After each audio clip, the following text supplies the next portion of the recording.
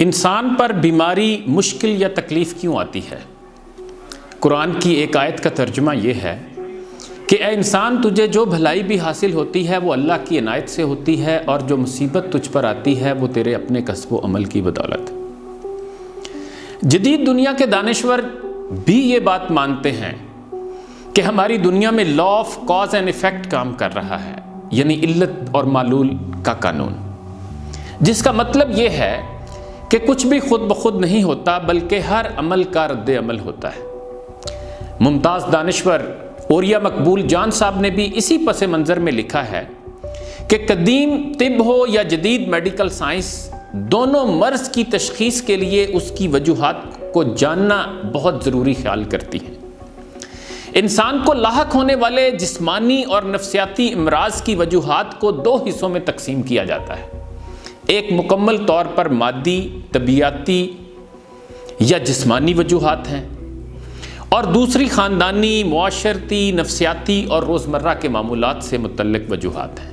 مادی وجوہات کے لیے مرض کی علامات دیکھی جاتی ہیں، متعلقہ اعضاء اور جسمانی نظام کے ٹیسٹ کروائے جاتے ہیں تاکہ معلوم ہو سکے کہ جسم کا کون سا عضو درست کام نہیں کر رہا۔ ان تمام حاصل کردہ معلومات کی بنیاد پر مرض کی جزوی تشخیص ہوتی ہے، لیکن مکمل تشخیص کے لیے دوسری قسم کی معلومات ضروری ہیں۔ مثلا معدے کے السر کے ٹیسٹوں نے یہ تو بتا دیا کہ زخم کہاں ہے، کتنا گہرا اور خطرناک ہے، لیکن اس کی مکمل تشخیص کے لیے ایک ماہر ڈاکٹر کاغذ قلم پکڑ کر بیٹھ جاتا ہے اور معلومات کا ایک چارٹ مرتب کرنے لگتا ہے، جسے کیس ہسٹری کہتے ہیں۔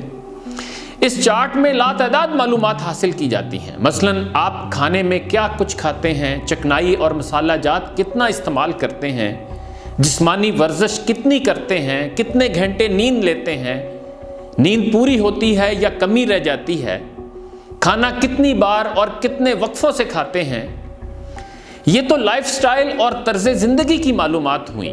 اب ایک اچھا ڈاکٹر مزید کچھ معلومات بھی کیس ہسٹری میں شامل کرتا ہے جو اس مرض پر بالواسطہ اثر انداز ہو رہی ہوتی ہیں۔ مثلا آپ کو کوئی پریشانی تو لاحق نہیں، کہیں بے خوابی، بلا وجہ اضطراب، غصہ اور بے چینی تو نہیں ہوتی، کبھی خود کلامی تو نہیں کرنے لگ جاتے، آرام سے چلتے ہوئے اچانک تیز تو نہیں دوڑنے لگ جاتے۔ غرض لاتعداد ایسی معلومات ہیں جن کو کیس ہسٹری کا حصہ بنا کر ایک اچھا ڈاکٹر مریض کے علاج کے لیے ایک پلان مرتب کرتا ہے۔ اس پلان میں مریض کو خوراک کی احتیاطیں بتائی جاتی ہیں، اس کے لائف سٹائل کو تبدیل کرنے کے لیے کچھ پابندیاں لگائی جاتی ہیں، اگر وجوہات نفسیاتی بھی ہوں تو دوا کو مؤثر کرنے کے لیے مختلف قسم کے ٹرنکولائزرز بھی دیے جاتے ہیں، اور جسمانی ورزشیں بھی بتائی جاتی ہیں جس سے آدمی ذہنی طور پر پرسکون ہو جاتا ہے، اور یوں اس کی بیماری کا تشفی بخش اور شاندار علاج ممکن ہو پاتا ہے۔ بالکل اسی طرح بستیوں، شہروں اور ملکوں پر اچانک ٹوٹ پڑنے والی آفتوں کی وجوہات جاننے کے لیے بھی ایک تفصیلی کیس ہسٹری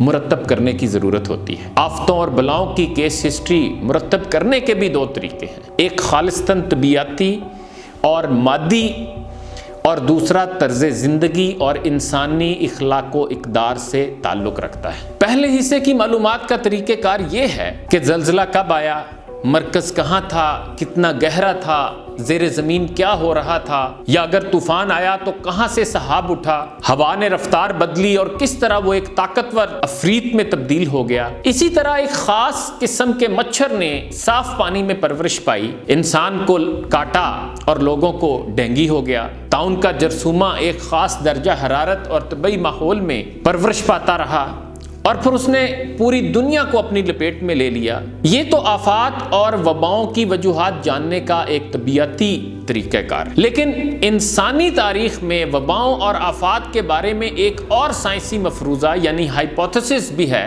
وہ مفروضہ یہ ہے کہ انسانوں کی کسی بستی، علاقے یا ملک کے افراد انسانوں پر اس قدر ظلم روا رکھتے ہیں کہ انسانیت کانپ اٹھتی ہے۔ یہ ظلم کرنے والے تو چند لوگ ہوتے ہیں، مگر پوری قوم اول تو ان کے ظلم پر خاموش رہتی ہے، یا ایک وقت کے بعد اس ظلم پر بھی فخر کرنے لگتی ہے۔ تاریخ کا مطالعہ بتاتا ہے کہ ایسی بستیاں تباہ و برباد ہو گئیں۔ قرآن پاک میں بھی بستیاں تباہ کرنے کا یہی اصول بتایا گیا ہے۔ قوم سمود پر عذاب کی وجہ بیان کرتے ہوئے اللہ نے فرمایا، اور شہر میں 9 آدمی ایسے تھے جو زمین میں فساد مچاتے تھے اور اصلاح کا کام نہیں کرتے تھے۔ پوری بستی ان کے ظلم پر خاموش تھی۔ اللہ نے ان پر ایسی چنگاڑ بھیجی کہ وہ دھنی ہوئی روئی کے گالوں کی طرح ہو گئے۔ اللہ نے رسول اکرم صلی اللہ علیہ وآلہ وسلم کی بعثت سے قبل ہر عذاب، آفت اور وبا کا قرآن میں یہی پس منظر بتایا، لیکن بعثت رسول کے بعد سے لے کر آج تک دنیا میں وباؤں کی صورت لاتعداد بیماریاں پھیلیں جنہوں نے بستیاں اجاڑ دی۔ کیا ان آفتوں کے پیچھے بھی قدرت کا یہی اصول کار فرما تھا؟ صرف ایک وبا کی کیس ہسٹری کا مطالعہ کرتے ہیں۔ گزشتہ 1400 برسوں میں سب سے بڑی وبا یا آفت طاعون تھی، جو 1331 سے 1353 تک 20 سال یورپ پر راج کرتی رہی، اور محتاط اندازے کے مطابق اس کی وجہ سے یورپ کی 70% آبادی موت کی آغوش میں چلی گئی۔ اسے تاریخ میں بلیک ڈیتھ کے نام سے یاد کیا جاتا ہے۔ اس کی طبیعتی وجوہات یہ تھی کہ منگولیا اور اس کے ارد گرد کے علاقوں میں گرم مرطوب موسم کی وجہ سے طاعون کے جرثومے کی پیدائش ہوئی۔ موسم کی وجہ سے افزائش بہت تیز ہوئی، اور پھر تاجروں اور منگول افواج کے ہمراہ یہ جرثومہ اڑتی ہوئی مکھیوں کے ساتھ ساتھ دیس بدیس سفر کرنے لگا۔ طاعون کا یہ جرثومہ جہاں سے گزرتا لوگوں کو طاعون کا شکار کرتا جاتا، لیکن ایشیا اور افریقہ میں اموات کی تعداد اتنی زیادہ نہ ہوئی۔ مگر اس جرثومے کے سفر کے مطالعے سے معلوم ہوتا ہے کہ اللہ نے اس آفت، وبا اور بلا کے اصل ہدف کے لیے یورپ کی سرزمین کا انتخاب کر رکھا تھا۔ کریمیا کی بندرگاہ کافہ پر یہ جرثومہ ہزاروں میل کا سفر کر کے 1347 میں پہنچا۔